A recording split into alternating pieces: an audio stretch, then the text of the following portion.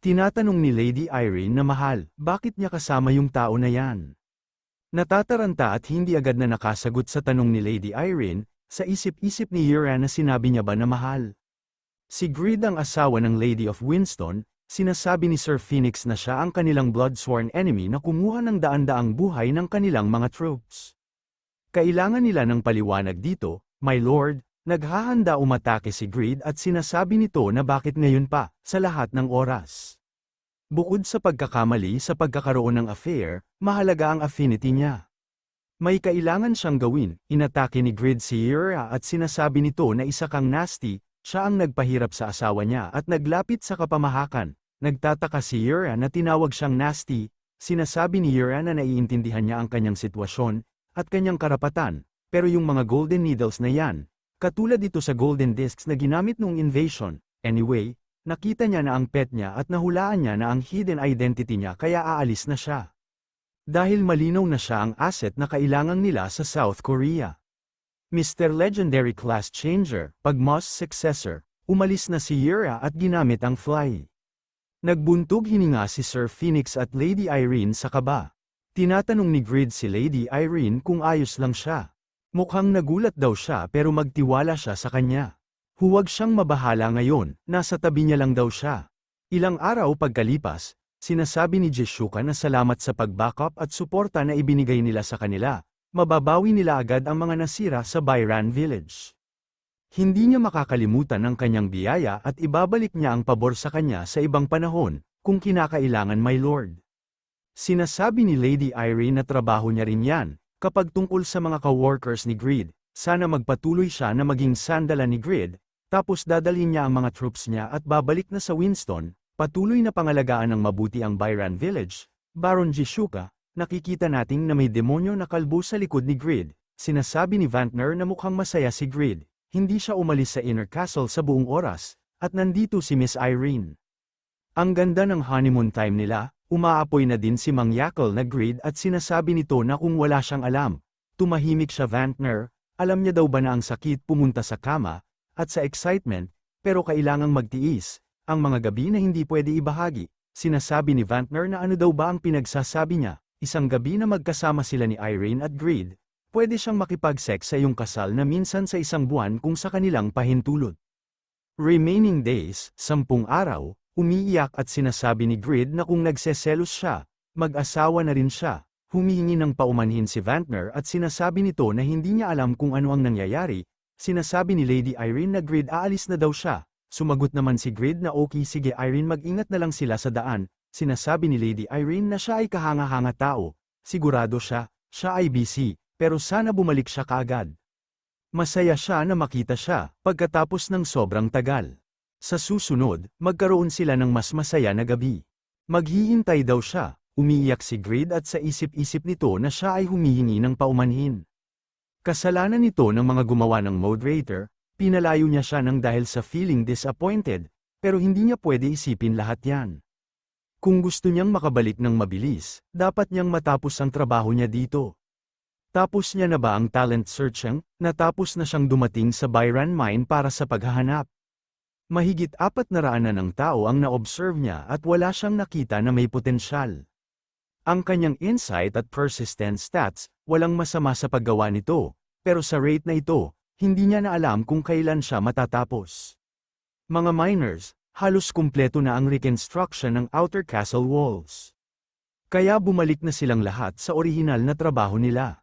Naalala niya nung pumunta siya dito sa mine iron noong mababa pa ang kanyang level.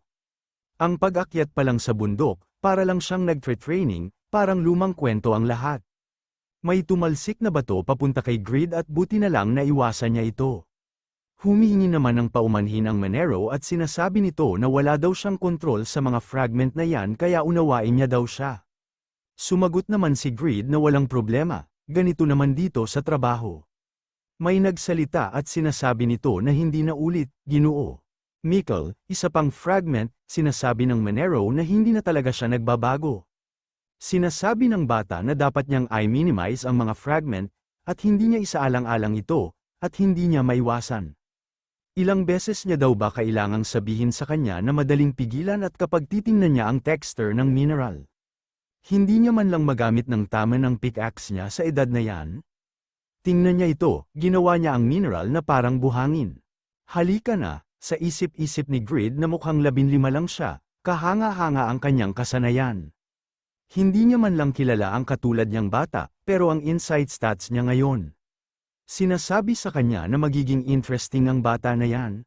Sa Byron Village, sinasabi ni Vantner na higit 12,000 ang populasyon. Posibleng ma-manage ang dami sa village na ito, sinasabi ni Tobin na dapat nilang palawakin at palakihin ang isang lungsod. Isang swerte, ang kanilang guild ay nakakuha ng maraming fans mula sa livestream ng battle na ito at maraming tao ang nagdesisyon na lumipat. Wala silang sapat na pondo, pero sa tingin niya maaaring resolusyon iyon sa tulong ng mga user. Tumatawa at sinasabi ni Vantner na no wonder na magkakaiba ang mga tingin sa kanya ng mga babaeng user kamakailan. Sinasabi ni Pon na you wish, naging hot issue siya, dahil bodyguard siya ng guild master. Sinasabi ni Tobin na malaking deal na hindi magamit ang powers ni Pon at Rigas. Pwede silang lumaban, pero kung nangyari yun, nasira ang village at hindi na naayos, inaasar ni Vantner si Pon at sinasabi nito na hindi man lang siya nakatapak sa kastilyo. Sinasabi ni Faker na sa ilang dahilan, naging advanced blacksmith ang blacksmith ng village. Ibig sabihin, magiging malakas na ang kanilang mga sandata at manpower. Natakot naman si Tobin at sinasabi nito na magpakita muna daw siya bago siya magsalita, tanga mo naman hayop ka. Nagpapasalamat ito kay Grid at sinasabi ni Faker na ito ay dahil lahat sa kanya. Noong una akala niya siya ay makasarili na tao, pero may nagbago sa loob niya. Nagmamature na siya bilang kasamahan, kaya kailangan na natin umabot para maabutan siya. Sinasabi ni Ibelen na nakita niya ba ang livestream? Nakasuot siya ng maskara, pero mapapansin pa rin siya ang galing. Sinasabi nila Elia na nakita niya rin ito at talagang kamangha-mangha nung niligtas niya si Jeshuka. Sinasabi ni Vantner na kaya kakaiba ang pagtingin ni Jeshuka kay Grid. Sinasabi ni Tobin na talaga, may nahanap na siyang lalaki sa wakas. Nasa library ang meeting kaya dapat nandito na siya. Ayan siya, tanong natin siya, dapat niya bang ipagsapalaran ang kanyang buhay at magtanong? Sinasabi ni Vantner na kasal na si Grid, sigurado daw ba siya? Biglang namula si Jeshuka at biglang pinagsisipa niya si Vantner at sinasabi niya na mamamatay na siya kalbo. Sinasabi ni Grid na nandito silang lahat, tinatanong ni Tobin kay Grid na kung bakit siya nagsuot ng armor sa kastilyo. At sino ang kasama niya? Sinasabi ni Grid na hindi nagtitiwala ang batang ito sa dignity ng taong pinaglilingkuran niya, kaya pansamantala niya ito sinuot. Mag-hi siya matapang na bata, Minor ang pangalan niya. Sinasabi ni Minor na teka, hindi niya na kaya ito, siya si mine worker, siya ay magiging minor king, sinasabi ni Grid na tumigil na siya sa pagsasalita, zipper niya na lang ang bunganga niya at mag-aral.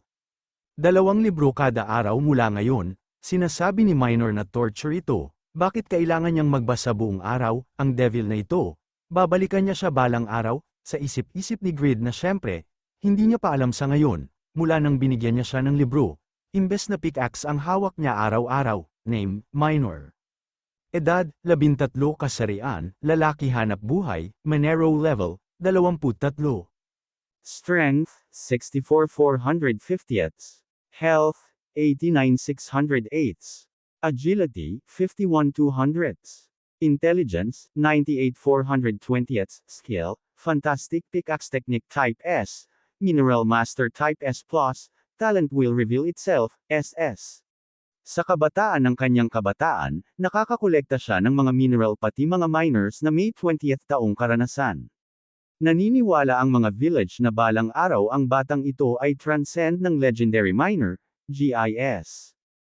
Isang magandang talento, kung ang talentong ito ay namumulaklak, siya ang magiging representative ng isang bansa sa partikular na larangan na ito, Fantastic Pickaxe Technique. Rating, Type S isang talent na may isang tao sa bawat 100,000 tao. Maaari mong kolektahin ang mga mineral sa napakabilis na bilang, ang mineral na nakolekta ay mataas sa minimum grade, Minerals Master. Rating, Type S Plus isang talent na may isang tao sa bawat 1,000,000 tao. Kung mas mataas ang iyong intelligence, may mas malalaman ka tungkol sa uri ng mga mineral sa mundo, sa mga detalye ng mga mineral na yan, at kahit sa mga lugar kung nasaan ang mga mineral na yan, talent will reveal itself. Rating, SS isang talent na may isang tao sa bawat 10 milyon na tao. Kahit gaano mo itong itago, ang iyong talent ay mabubunyag sa iba. Tadhana mo ang mabuhay na ini-scout ng iba. Maraming tukso ka na hindi maiiwasan, mabilis na lalago ang stats mo at magiging mayabang. Sa isip-isip ni Grid na malaking tulong ang Ruler's Sword, sa paghahanap ng mga detalye ng kakayahan ng target. 100 lamang ang limit ng stat growth para sa mga karaniwang mamamayan, pero ang kanyang stats ay unreasonably high.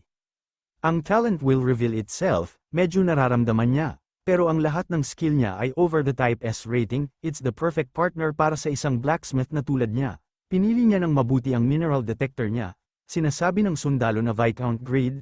May balita na may dumating sa Smithy, sinasabi ni Jishuka na isang guest. Sino ang kikitain niya? Sinasabi ni Grid na may hinihintay siya. At halos tapos na ang trabaho niya dito kaya pupunta siya doon at aalis na siya agad at pupunta na sila sa Winston. Gagamitin niya ang sword na ito ng konti, kailangan niya gamitin ito ng isang beses. Sa Smithy ni Smith, sinasabi ni Heroi kay Grid na siya si Heroi. Bumalik siya pagkatapos ng misyon. Ayos lang daw ba siya? Sinasabi ni Grid na magandang ang kanilang trabaho, tumaas ang level ng mga sundalo ng average ng 8 hanggang 10 level. Walang casualties rin, mukhang mas maaasahan ang lahat ngayon. Sa isip-isip ni Grid na ang pinakakapansin-pansin ay si Jude, pangalan, Jude. Edad, 25 kasarian, lalaki trabaho, kapitan ng 13th 100-man unit ni Winston. Level, 103 strength, 1016-2080 its health, 499-108 agility, 54-330 intelligence, 11-20 skill, nakawin ang sandata ng kalaban at gamitin ito bilang sandata type S. Tahimik type A wala akong idea SS, sa isip-isip ni Grid na tumaas ng 17 ang level niya at tumaas ng 280 ang stats niya. Kaya at least 16 stats rose this time, meron siya ng hindi kapanipaniwala bilis ng paglago. Ang kanyang intelligence ay hindi tumaas kahit na may mga points sa stat bawat level, user 10, NPC 6 hanggang 10. I check the skill description with the Ruler's Sword. Tinatanong ni Grid kay Heroi kung nasaan na ang pinakamahalagang Slighted skills. Sinasabi ni Heroi na 28 tama daw ba? Nandito na lahat, ano ang gagawin niya sa kanila? Sabi niya nakuha niya ang skill Sword Mastery pagkatapos ng pagbabago sa kanyang ikalawang klase, nasa kanila na ang lahat ng materials, kaya bumalik na sila sa Winston, gagawin niya ang kanyang sword at ang kanyang special equipment, may isang bagay siyang kokolektahin, hopefully maraming makuha kung imposible, bago magsimula ang international competition. Ngayong araw, ang data portal ay nag-publish ng ilang mga istatistika na nakakuha ng pansin, ang bilang ng mga turista na bumisita sa ating bansa ay umabot na ng halos 800,000, isinasaalang-alang na ang average na rate ng pagdalo para sa Olympics ay kasinungalingan lamang sa pamamagitan ng 200k 500k.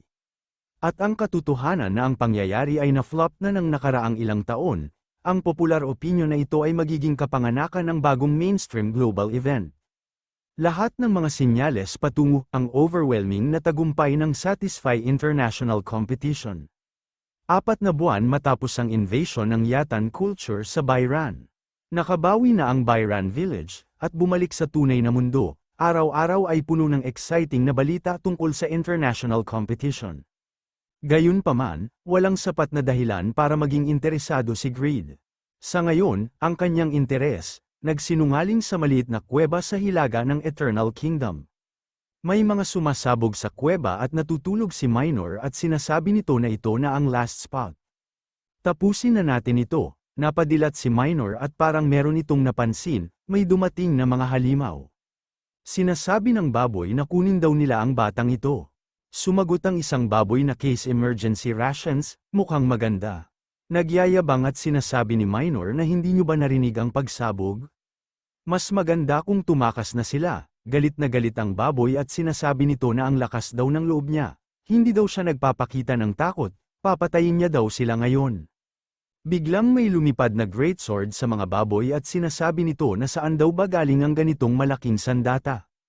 Sinasabi ni Grid na nakaiwas siya sa mga golems, pero nahuli pa siya sa mga bitag ni Bram. Nakita nito ang kanyang presensya, kaya walang kwenta ang ninakaw niyang kakayahan, Dinaanan niya ang hirap ng paghahanda. Sinasabi ni Minor na kung hindi niya kailangan ibigay, siya yung nasa panganib na naghihintay sa labas. Either yan, o lumabas na lang. Sinasabi ni Greed na alam niya kung gaano kahirap gawin ito. Kailangan niyang makuha ang pera niya. Pero hindi ba ito sakit sa kanya? Zip up hoodie. Zip up hoodie. Rank, unique, isang item na idinisenyo ng legendary blacksmith. Kapag naka-equipped, ikaw ay invisible. Kinakansela ang invisibility kapag umalis ka sa kalaban. 30% bilis ng paggalaw plus 20% resistance sa wind attribute. Equip restrictions, wala. Tinatanong ni Minor na kung nakita niya ba ang item.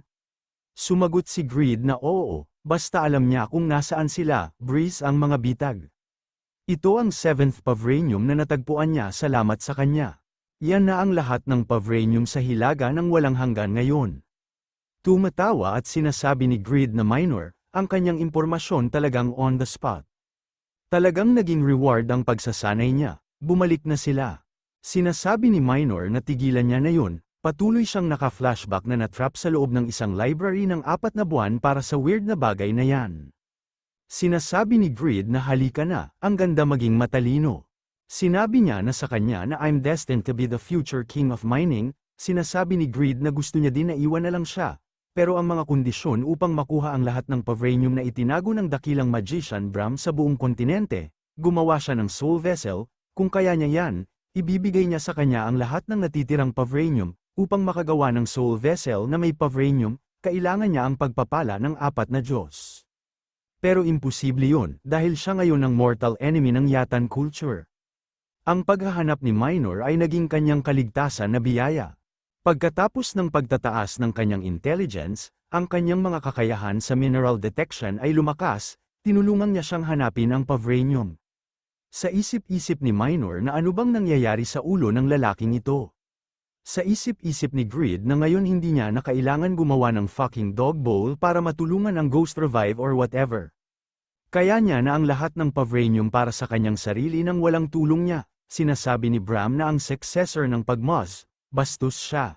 Hindi niya lang siya ginawang tanga sa pamamagitan ng pagsira sa kanilang pangako, kinuha niya lang ang Pavranium, lubusang hindi pinapansin ang fragment ng kaluluwa niya. Anong klaseng bastos na bastard? Hindi kaya, nagsimula na bang pagdudahan ng Pagmos successor ang kanyang identity, kung hindi siya mabubuhay sa pamamagitan ng paggamit sa kanya? Kailangan niya maghanda para sa Plan B pero hindi niya mapapatawad ang kasalanan niya. Sa real world, Chairman, may urgent siyang iuulat. Tinanong ni Chairman kung ano daw yun, Chief Yuon. Ang mga kinakailangan para sa bagong legendary class, Braham's successor, to appear have been fulfilled. Sinasabi ni Chairman na interesting, si Greed sa wakas na realize niya. Na si Bram ang pinakadakilang sinungaling at villain sa mundo. Sinasabi ni Chief Yuon na dapat niya malaman na hindi siya sapat na matalino para kahit kailan mabuhay yan sa sarili niya. Sinasabi ni Chairman na totoo yan. Nagre-register pa siya sa international competition. Magiging masaya panoorin, sinasabi ni Chief Yuon na totoo yan, totoong laban rin sa ating mga prediction. May high chance na hindi siya magpakita, ang nagparehistro sa kanya ay si Yura, na may suporta sa Korean government. Sinasabi ni Chairman na hindi niya talaga masabi sa lalaking ito. Bakit hindi silang magpustahan, para tingnan kung talaga sasali siya o hindi? Pero sa totoo lang, hindi niya talaga alam ang ugali ni Great Magician Bram, gusto niya lang talaga kunin ni Greed ang Pavranium. Sa smithy ni Khan, sinasabi ni Greed na naisip niya daw ba sa pagbibigay lang sa kanya ng blueprint na walang anumang mga core materials. Ang fire shields na sobrang gusto niyang magically sa paglikha at paano. Humihingi ng paumanhin si Tobin at sinasabi nito na hindi niya makuha ang Firestone, ang core material, sa sarili niya. Mahahanap ba ng Mineral Master skill ni Minor? Sinasabi ni Greed na Mineral Master, hindi ba omnipotent skill, walang specific clues, kahit si Mordor ay hindi ito mahanap, paulit-ulit niya na sinabi sa kanya na nakaraang 4 na buwan, pero kailangan niya ang fire shields at ang high flame resistance nito para sa Phoenix Raid sa 10 araw, sinasabi ni Greed na hindi niya ba pwedeng gumawa na lang siya ng kanyang mataas na metal fortitude, Firestone, isang mineral na may malakas na enerhiya ng apoy. Ito ay ginagamit upang gumawa ng iba't ibang uri ng bagay. May sobrang mababang tsansa na mula sa isang boss monster. Sinabi niya na kay Minor na tingnan niya, kaya tumigil na siya sa paggawa ng eksena at umalis na. Biglang bumukas ang pinto at nagsisiga na nahanap niya na daw ang lokasyon ng Firestone at paano ito imina. Gulat na gulat si Tobin at hindi makapaniwala. Sinasabi ni Minor na sa Cockcrow Island sa Southern Sea of the Eternal Kingdom, karaniwan ito ay aabot ng 1 linggo bago makarating doon, ngunit maaari siyang maglakbay sa 3 bahagi ng oras gamit ang fly spell, sa isip-isip ni Tobin na Cockcrow Island. Kung hindi siya nagkakamali, tinatanong ni Grid kung ano ang ginagawa niya Tobin, sinasabi ni Tobin na sandali lang, kailangan niya lang ng impormasyon mula sa kanilang mga guildmate. Sa isip-isip ni Tobin na ang Silver Knights Guild, sinasabi ni Tobin na salamat sa pag-iisip dito, pero kailangan niya na bitawan ito. Yan ang lugar na kontrol ng Silver Knights Guild. Sa papel, mas mahina sila sa kanila, pero isang powerful guild pa rin sila na may mahigit na 200 na tao, at ang kanilang guildmaster ay nakarank sa top 100, gusto niya ito, pero kung lumakas sila ng walang pahintulot, maaari itong pumunta sa Guild War. Dahil sa kasunduan ng mga guild, hindi siya pwede pumasok sa mga lugar na kontrol ng ibang guild ng walang pahintulot. Pero opisyal na hinihingi niya ang kanilang kooperasyon. In the first place, dapat nilang pangalagaan ang material sourcing. Nagpapasalamat lang siya dahil pinansin niya siya, at binigyan ng atensyon. Sa isip-isip ni Grid na lahat ng mga lalaking ito ay tuwirang parang pana, laging totoo sa kanilang mga pangako. Sinasabi ni Grid kay Kan ilang araw lang siya lalayo sa smithy, okay lang daw ba siya? Tumatawa at sinasabi ni Kan na hindi niya na kailangan mag-explain sa kanya, magandang ang kanyang intensyon dito, huwag siyang mag-alala. Pwede siyang kumuha ng mga material na may magandang intensyon at isa pang kinakailangan na kalidad ng isang blacksmith, sinasabi ni Grid na Tobin, ito ang magiging reward niya sa pagiging masunurin hanggang ngayon. Dahil mayroon siyang zip-up hoodie, maaari siyang mawala at hindi makita ng sinuman. Siguraduhin lang na handa siyang sa kanyang kasunduan, dahil I'm gonna treat this as a business trip. Natuwa si Tobin at masaya siya, 2 araw na ang nakakalipas sa totoong mundo at sa totoong oras sa South Korea. Pagbubukas ng First Satisfy International Competition. Para sa First International Competition, 17 nations na may over 10 high record setters in related quests ang sasali. Bawat bansa ay may 13 tao sa kanilang team, kaya 221 mga tao, na may average na level na 213, ang nakikipagkumpetensya. Nasa 3.6% ng mga kita mula sa kompetisyon ay direkta na ipupuhunan sa ekonomiya, na tulong sa publiko. Palakpakan natin ang South Korean government at SA Group, para maging posible ang tournament na ito, sinasabi ni Chief Yoon na with 800k tourists, ang epekto sa ekonomiya ay mahalagang mahigit ang inaasahan ng Korean government. Binaha na sila ng mga kahilingan sa ibang bansa na piliin sila bilang susunod na host nation. Hindi lang sila ang may hindi kapanipaniwalang mataas na pag-approval ng public, taas din ang kanilang mga stocks. Sa isip-isip ni Chairman na ang mga ranker ay dumating sa Korea, ay binayaran ng hindi kapanipaniwalang halaga ng pera, at bilyon-bilyon ng mga tao sa buong mundo ang nagbibigay ng excellent entertainment, at ang mga katulad na hindi nila nakita kanina. Ang mundo na nilikha niya ay surpassed physical, language at international barrier. At ngayon ito ay lumikha ng kaligayahan na hindi maaaring ibigay kahit ang Diyos. Dumating na siya sa threshold ng kakayahan na iwan ang pangalan niya sa kasaysayan. Nakikita nating si Yura na parang nahihiya, at sinasabi ng lalaki na bakit ganyan ang ginagawa ni Jisuka. Sumagot ang lalaki na hindi niya alam pero kanina pa siya parang may hinahanap na tao sa Korean team. Sa palagay niya ang pangalang niya ay Grid. Sinasabi ni Grid na sa wakas nakarating na rin siya. Naka-46 na oras siya. Higit pa sa akala niya, kahit nahuli siya sa mod at pumunta dito, mukhang 14 na beses ang laki sa Jeju Island, nakakagulat naman ang laki, maraming oras pa daw siya para maglibot. Ayon kay Minor, kailangan niyang pumunta doon sa angkop na panahon para makuha ang bato ng apoy, tatalunin niya siya ng dahan-dahan, kaya maghintay na lang siya. Master of Hellfire, Helgao. Teka, sa tingin niya may nangyari ngayong araw.